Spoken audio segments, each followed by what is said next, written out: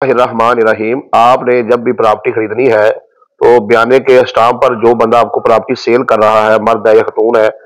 اس کے سائن ضرور لینے ہیں۔ اگر فل پیمنٹ والا اسٹامپ کر رہے ہیں تو پھر بھی اس کے سائن لینے ہیں۔ تو اگر وہ جگہ جو ہے وہ اسٹامپ والی ہے تو ظاہری بات ہے پھر بھی اس کے جو ہے وہ سائن لینے ہیں۔ یاد رکھیں، کوئی بھی اسٹامپ جو ہے، جب تک وہ پراپرٹی سیل کرنے والا، اسے کرائے پر دینے والا، اسے گروی دینے والا، اسے ٹھیکے پر دینے والا یا دینے والی اس پر دستخط جو ہے وہ نہیں کر دیتی یا کر دیتا، تب تک جو ہے وہ اسٹامپ مکمل نہیں ہوتا ہے۔ اس لیے ضروری ہے کہ آپ وہ جس کے ساتھ آپ معاہدہ کر رہے ہیں اسے آپ دستخط وغیرہ کروا لیں۔ اچھا، اب بہت سارے سوالات جو ہے وہ کیے جاتے ہیں، تو ایک ہی طرح کے سوال ہوتے ہیں تو ان کا میں مختصر سا جو ہے وہ جواب دے دیتا ہوں۔ تو لوگ جو ہے وہ یہ کہتے ہیں کہ جی انتقال جو ہے نا وہ غلط ہوا ہے، ایک بھائی کے نام اضافی جو ہے وہ جائیداد لگ گئی ہے اور دوسرے کے نام جو ہے وہ کم لگی ہے، یہ کسی بھی بہن بھائی کے نام جائیداد جو ہے کسی کے اضافی لگی ہے کسی کے کم لگی ہے، تو اس طرح کے وراثتی انتقال کو آپ عدالت میں چیلنج کریں گے۔ اس کا طریقہ کار یہ ہے کہ آپ وہ مثال کے طور پر والد کی جائیداد ہے تو والد کی جائیداد کا وہ کتنی ہے ٹوٹل، اس کا فرد برائے ریکارڈ جو ہے وہ نکلوا لے، اور اس کے بعد جو وہ انتقال درج ہوا ہے جس میں کسی کے نام زیادہ کسی کے نام کم لگ گئی ہے، اس کی وہ انتقال کی کاپی لے لے، اور اس کے بعد جا کر آپ وکیل سے بات کریں تو آگے آپ کیس کر سکتے ہیں۔ اسی طریقے سے کوئی بندہ پوچھتا ہے جی میں نے اسٹامپ کے بغیر جو ہے اپنا باغ ٹھیکے پر دے دیا تھا، تو اب وہ نہ میرا وہ باغ چھوڑ رہا ہے اور نہ مزید ٹھیکہ دے رہا ہے، تو میں کیا کروں؟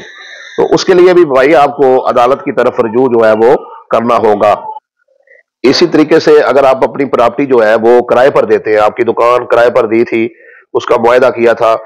تو کرایہ دار جو ہے اب وہ مکان بھی یا دکان خالی نہیں کر رہا اور کرایہ بھی نہیں دے رہا، تو آپ اس کو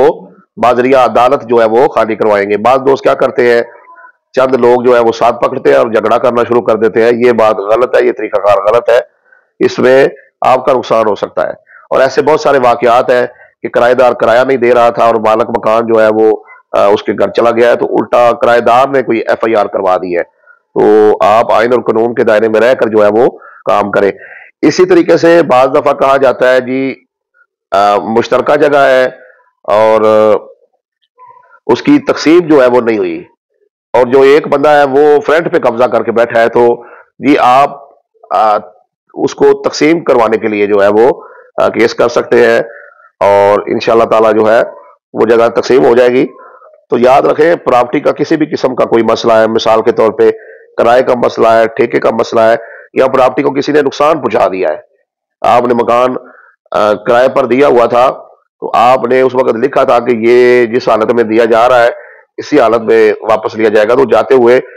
کرایہ دار جو ہے بالفرض آپ کے مکان کے انہوں نے پنکھے اتار لیے ہیں، موٹر خراب کر دی ہے، کوئی دیوار گرا دی ہے یا کوئی دیوار گر گئی ہے، کچھ بھی انہوں نے نقصان کیا ہے، تو وہ اس کا ازالہ کریں گے، نہیں کریں گے تو آپ بازریہ عدالت جو ہے اپنا نقصان جو ہے ان سے وصول کر سکتے ہیں۔ یا آپ نے کوئی دیواریں کی ہوئی تھی تو کوئی بندہ آیا تو وہ زبردستی آپ کی چار دیواری جو ہے وہ گرا گیا ہے، ٹھیک ہے جی، ایسی صورت میں آپ جو ہے اپنے نقصان کے ازالے کے لیے جو ہے وہ عدالت کی طرف رجوع کریں گے، اور انشاءاللہ تعالیٰ آپ کو انصاف ملے گا۔ تو آپ کی جدی زمین ہو، آپ نے خریدی ہو، زمین کے کرائے پر دی ہو، پراپرٹی جو ہے وہ ٹھیکے پر دی ہو، پراپرٹی گروی دی ہو، آپ کی پراپرٹی کو کوئی نقصان پہنچا ہو، آپ کی پراپرٹی پر کسی نے ناجائز قبضہ کیا ہو، آپ کا پراپرٹی میں حصہ بنتا ہے کوئی دے نہ رہا ہو، ان تمام معاملات میں آپ عدالت میں